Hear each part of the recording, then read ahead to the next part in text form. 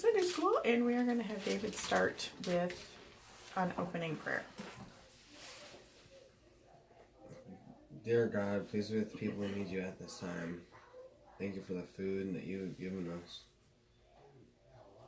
Thank you for our houses and shelters. In Jesus' name, amen. Thank you. What's happening today? What's a big thing? Super Bowl. So you know what our lesson is called? Super Bowl. Football. Super Soul Bowl Sunday. Well, that's actually clever. I stole it from the internet. But anyway. And everybody take a piece of paper so you can write some notes, because you will need some today. Wait, what was on Joshua 24. And we have a little bit to go through today, so I am going to scoot right along. We have a half an hour, which is awesome. So, how many teams are in a football game? Two. Two at a time. So only 2 teams make it to the big show, right? Yeah. And I'm going to relate things from the Super Bowl, so Super Soul Bowl, to the Bible. 2 teams make it. And in the end, how many teams are there in life? Billions. 2. Oh, I'm sorry. There's 2. I was thinking of people. I'm sorry. So 2 teams. You can be on God's team, or you can be on Satan's team. I mean, ultimately, there's no gray area. Right? So we have a choice to make, and Joshua spoke to that. It's Joshua 24:15, and can you read that, Kane? And while you're reading that, can you turn to Revelation 3:16, please? And please write these down as we're going through.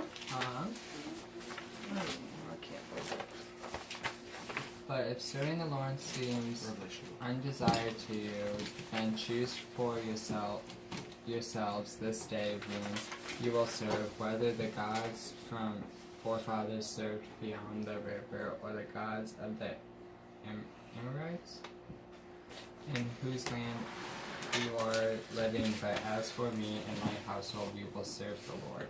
Yes, so they had to make a decision. He didn't say, well, you can choose this part of the time and this part of the time.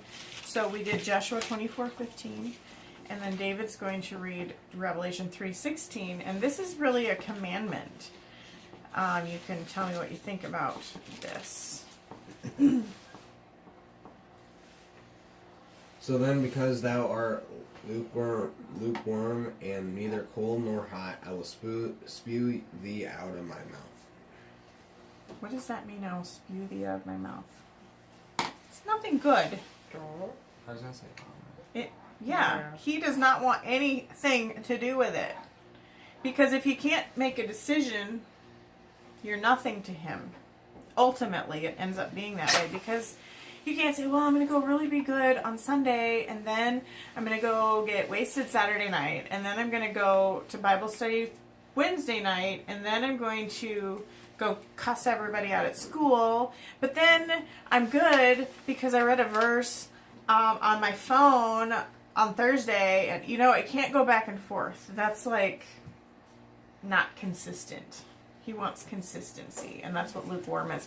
And I can't remember what group of people it was, but I was reading about this, and there are some bodies of water. I'll have to look this up. There's a body of water in one area, and I think Paul was talking to the group of people about being lukewarm. And there were some springs that were really hot, and then there was really good well water that was really cold, dug down way below. But in this one area where these people lived, the water was lukewarm. It was bleh. It wasn't cold, it wasn't hot, it wasn't good for anything. And so when he gave that as an analogy, that it was lukewarm, what does lukewarm mean? What is that? Not cold, not hot, just in between. Yeah, kind of like warmish, like water. So they understood that analogy because they had that water running through that area.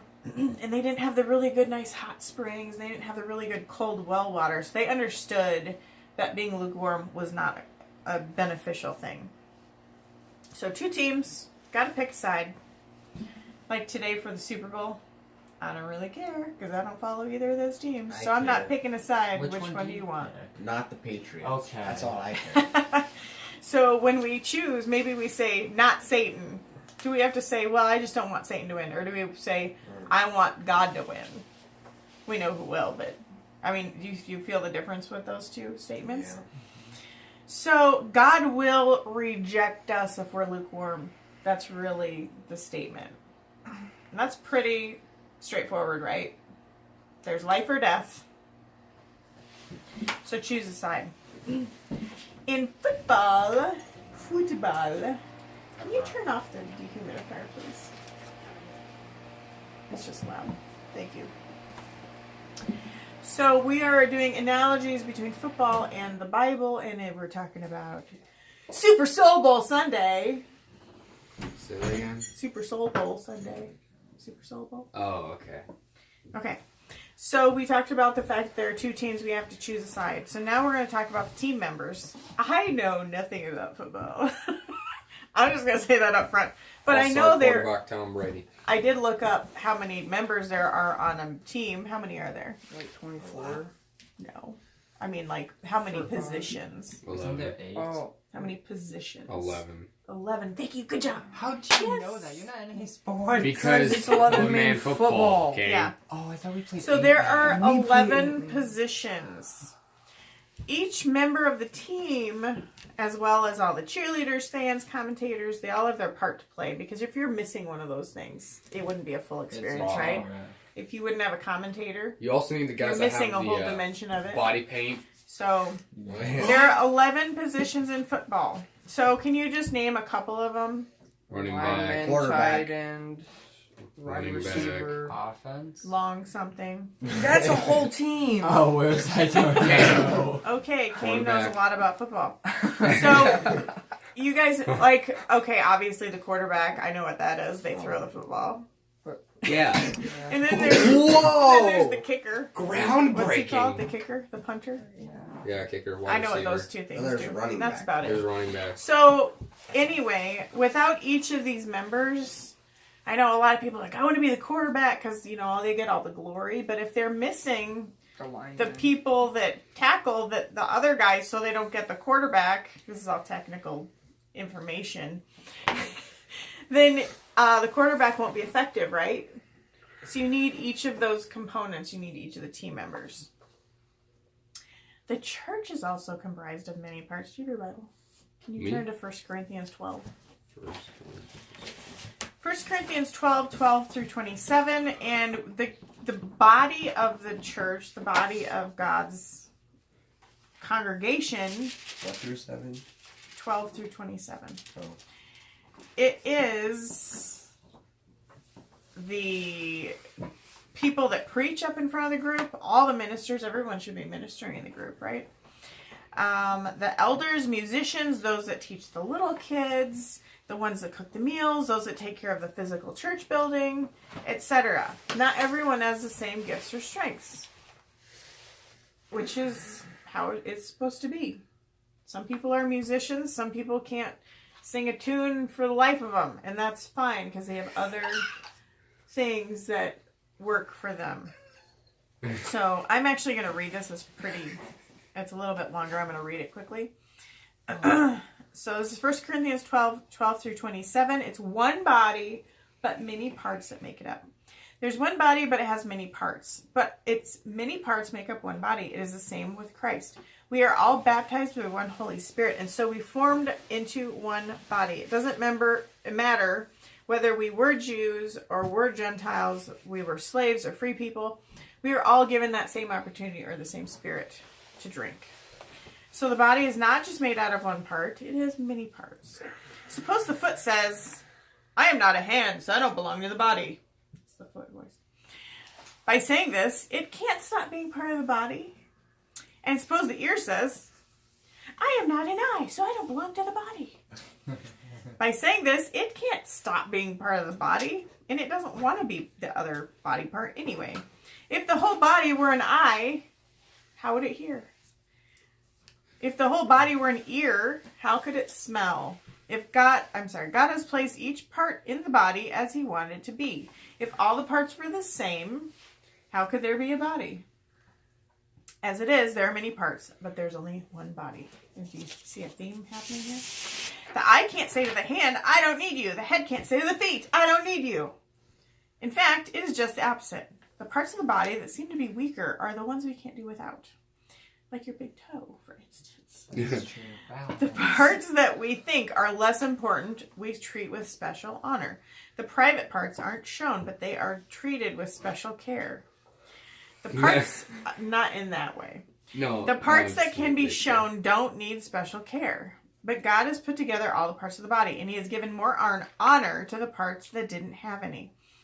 So he shields certain areas and, protects like your eyeballs or, vulnerable, things like that.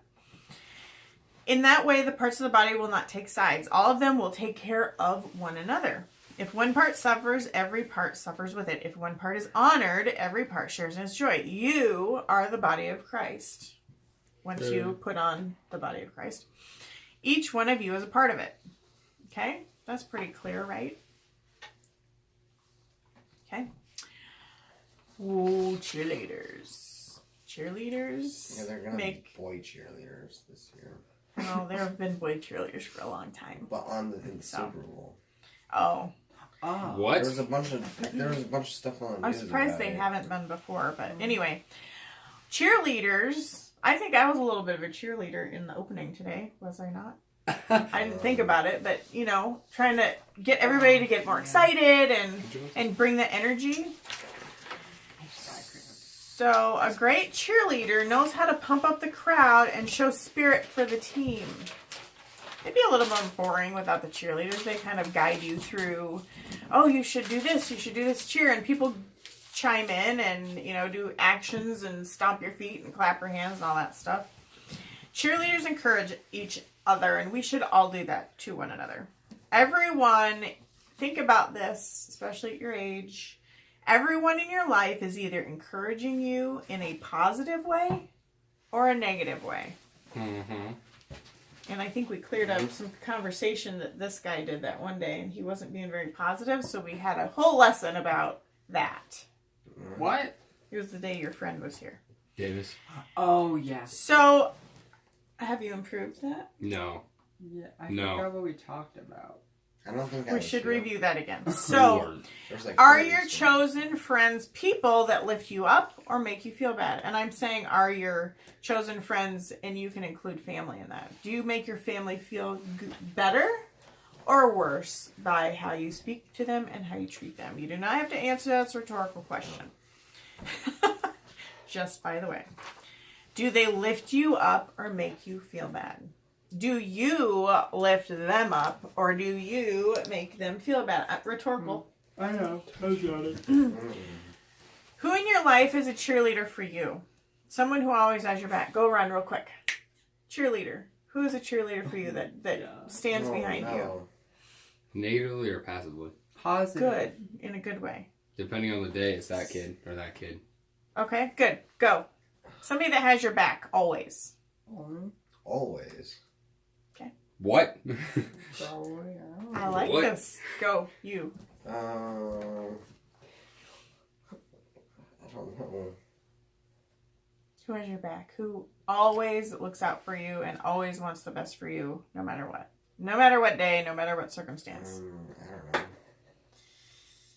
Well, you could say Jesus. That's an okay. answer that's acceptable. That's my answer. Please don't do that to your chair. Mackenzie and Hannah Shade. Okay? I would say, don't tell her this, but my mom, because she does go out of her way to do things that she gives up things so I've been able to have more in the past and even continuing today. So think about who has your back. How can you be more like that to other people? How can we all do it better? Because we all can improve every single day. I did not write... Oh, here we go. I didn't write down where this was from. So write down Hebrews 10, 24 and 25. And did everybody write at the top of their paper, Super Soul Bowl Sunday? Wait, Hebrews 10 what? Hebrews 10, 24 through 25. Super Soul Bowl Sunday.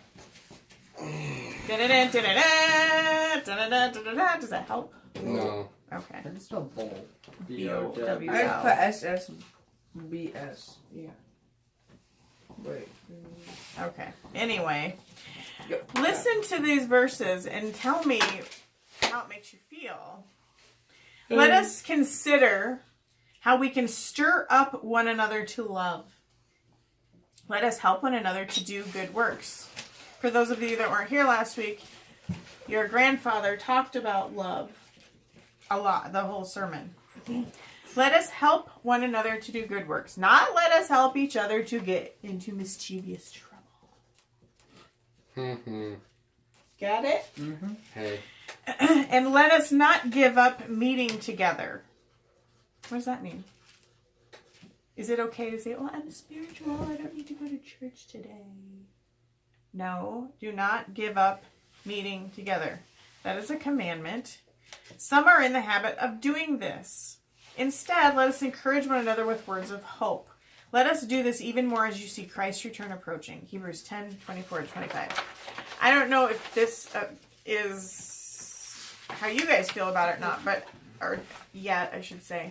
But as an adult, if I go to things like conference, if I go to things like the camp out, if I like come into church every weekend, I get pumped up more about it. It's not that I forget during the week and I don't think, well, it's vital I have to be at church on Sunday, but it gives me a closer feeling to God, especially when you're surrounded by other people that believe the same way. So we should do it, and we should do it as often as we can to sustain that. I've seen people that move away and they're like, well, we'll study at home. We'll still read about the Bible, and slowly but surely those truths get watered down and they become incorrect, and they become more neutral.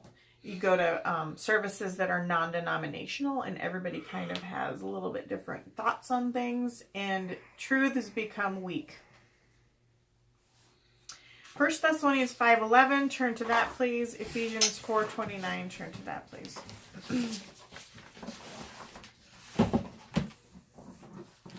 Where did you say Ephesians 4:29. Wait, Ephesians.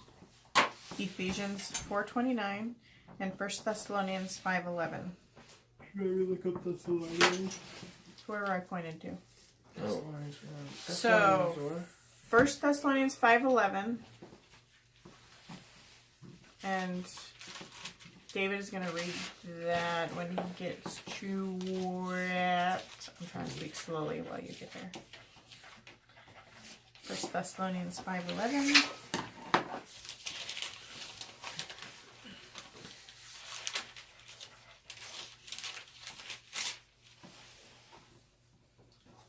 Wherefore comfort yourselves together and edify one another, even as also ye do. Say that one more time. Wherefore comfort yourselves together and edify one another, even as ye do. Okay? Oh, even, Comfort each other. Lift each other up. Oh, okay. Ephesians 4:29. Let no corrupt commission. Can you start that one more time? Let no corrupt commission proceed out of your mouth, but that which is good to the use of edifying, that it may minister grace unto the hearers. Edify means lift up. Can everybody say that? Wait, edify means lift up. Yeah. Say it. Edify means lift up. Okay. So basically, nothing corrupt should come out of your mouth, only good things. Right? That's what you just read to me. But what if you say crap? Right? Well, Are you choking on those words a little bit? I am a lot. I might die. You know what? Maybe you should write those verses out. Write that on your notes. Nothing corrupt come out of my mouth, only good. Everybody write that down. I don't want to say it's not possible, You but don't that's going to be have hard. no It's not possible if you say it's not possible, No, but if you say I can do that, then It's you possible, can. but it's unlikely. everything is us. Only if you think it's unlikely. No, So everything's everybody unlikely. write that down, please. Nothing corrupt should come out of my mouth, only good. Nothing corrupt. I know, I think I misspelled correct that well. Okay, yes. There we go. Nothing corrupt should come out of my mouth, only good. Focus on that. Don't think about all the ways it's not going to happen, because you're cutting yourself off from it happening right there. What was it again? Nothing corrupt should come out of my mouth, only good things. Okay? What's another component of a football game? The referee. Okay, I didn't do that one. Another one. Saints should be there. The audience. Linebacker. The audience or the fans. Linebacker. We're over that part. I don't know. I just said. So far we've done, there are 2 teams, there are team members, there are cheerleaders, and now we're talking about the fans. A little over 100,000 people go to see the game in person, while over 111 million people tune in to watch the game on TV. Typically, that many people aren't looking at each one of us, and we're probably thinking, thank goodness. However, people are watching you. I guarantee. There are some people that notice what you're doing, and you'll never know that in your entire life. You'll never know how you affected that person. And I will tell you, what kind of message are you sending to others? What kinds of decisions do you make? And I'll tell you, sometimes I'll write something on Facebook, and I don't mean anything bad, but I'll write something, and 6 months later, a year later, somebody will make a comment to me about it in person, about something I posted on Facebook. People are watching. Even if they aren't responding to you, they are responding to life in regard to what you did, yes. Okay, so That's I saw false. this video that this one guy like went to work and back, and this older. Hold on, while you're talking, can you turn to Colossians 3:23, Matthew 7, Titus 1:16, and current first. I don't know if it's First or Second Corinthians 10:31. I just put Corinthians. That's helpful. Maybe it should be called. No, that's Corinthians. Might be Colossians. I don't know. But anyway, look up those. Okay. So while you're talking. But like he went to work and back, and this older guy like waved at him each time, and so he was like, "Okay, I'll just give him a cup of coffee because I feel nice today." Is this a real story? Yeah. Did you remember how long he's been doing it for? He was doing it for I think 2 years or something like Yeah. that. He's never actually met him, and then so he gave him a cup of coffee, and his daughter was there, and she said that he has autism, and that the highlight of his day was seeing him go back and forth and waving to him. I was like, oh, that's so sad. That's so sweet. You never know the impact to someone else one tiny little action you do will make. It's like a ripple in a pond. When you drop a rock in water, is it just, it's in there and it doesn't affect anything else? You could squish a fishy. It makes, yeah, you could kill a fish. Well, yeah, but when you do that, there are ripples and it affects everything. It's called a And the ripple water effect. level goes up. It is called a ripple effect, thank you. I just watched the movie again the other day, The Butterfly Effect. Is that Oh. good? And it says in the beginning, and I can't remember who the quote is from, but the change of one butterfly flapping its wings in the rainforest, the change in that can affect something halfway around the world. That's not an exact quote, but something as insignificant, seemingly insignificant as that. So if I squish a mosquito, It'll affect the Wow. environment somehow. Yeah. In a So, positive way. for fans, think about what decisions you make in the words you use, in the company you keep, your friends, in the movies you see and the music you listen to. Are you being lukewarm during those times? Is it fine to shoot people in the grade? What did you I'm- say? Popping cats. I did So yesterday. I'm just saying, think about your activities, and I'm saying this to myself too. So in all the activities you choose in your free time, even flossing. Owen. I'm not flossing anymore. Okay, so I would like the person to read, I think this is David, Colossians 3:23. And Alright. everybody else write this down, Colossians 3:23. And whatsoever ye do, do it heartily as to the Lord and not unto men. Okay, do everything with all your might. Like I said, you can't do a half day's work for the Lord. Okay, Corinthians 10:31. Which one am I I'm supposed to read? checking. And while you're checking, can you read Matthew 7:16 and 17? Okay. And everybody write that down, Matthew 7:16 and 17. Did you find it? Yeah, it's 1 Corinthians. Okay. 97 what? Matthew 7:16 through 17. Oh, you shall know them, but their fruits do men gather grapes from thorn. Of thorns. Oh, sorry, what? Oh, of thorns, or Figs. figs of Thistles. thistles. Figs. Even so, even good. Every good. Wait, what? Oh, every good. Their Tree. Every good tree.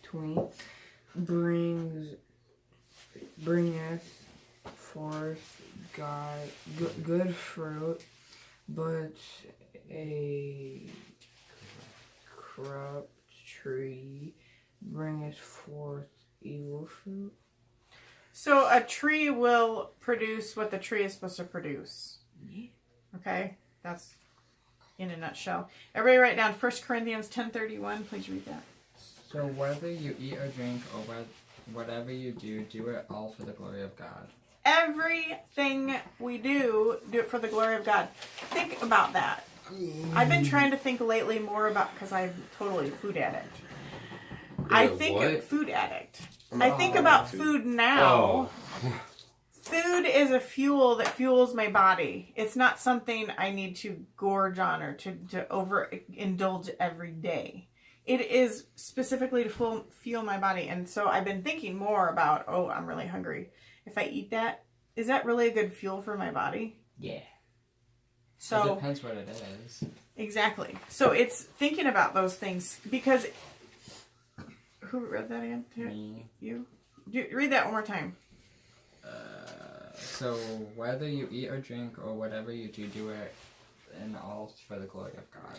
Everything we do for the glory of God. That is a big statement, isn't it? Yes. Titus 1:16. They profess that they know God, but in works they defy Him, being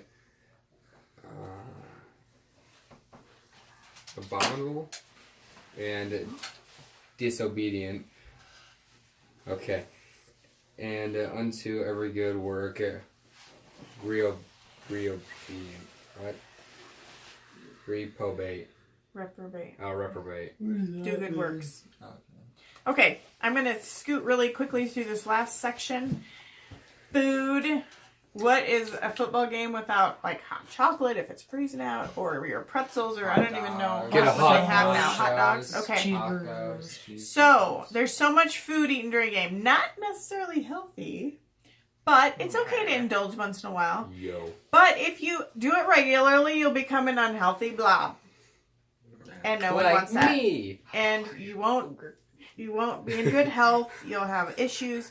During the game, the players are not eating, but nutrition plays a part in their being able to play an effective game. You better believe they're not eating junk food coming up to that big game day. They have a specific regimen. Very healthy vitamins. They probably have certain protein powders that they have, amino acids, all these different things that work together. Lots of protein, plenty of carbs for their energy. So they have specific things that they eat before games, and steak. and leading up to that, they don't just eat lots and lots of steak. Trust me. Vomit. That's what Okay, so they need that nutrition to play a part to be able to play an effective game. Top athletes, think Olympic athletes and professional athletes, are very strict in their diet and workout regimen to become those top athletes. What we consume with our eyes and ears also has a huge impact on our spiritual lives, right? Sure. It's still consuming, even if we're not eating it. We're taking it in. It affects us. There are many distractions, including TV, movies, music, sites on the internet. Some can help us to grow. Some inhibits growing. It stunts our growth. So I'm just going to read a couple of verses. Please write down 1 Corinthians 10:23. And this verse says, everything is permissible, because they had rules in the Old Testament. You couldn't eat a certain list of foods, right? Oh, yeah. Now, everything is permissible, but not everything is helpful. Think about that. Everything is permissible, but not everything builds up your body and your mind and everything else. So think about that as you make decisions. Daniel in the Old Testament followed a strict diet, and he was doing these things to become closer to God. He fasted twice, and it's recorded in the Bible. During the first time he fasted, he only ate vegetables and water. Wait, who? Daniel. Oh. During the second time he fasted, he stopped eating meat, wine, and other rich foods.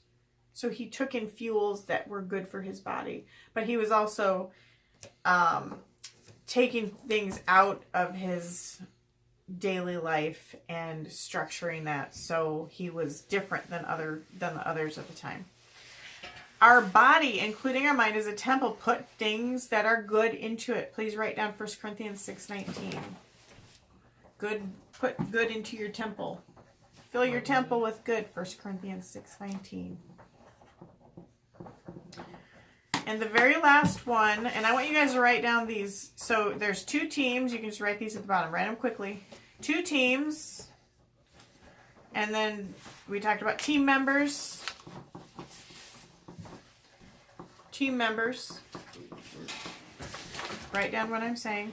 Cheerleaders. And write them just in a list. Write them down. Cheerleaders. Fans. Food. And then special equipment. That's the last one.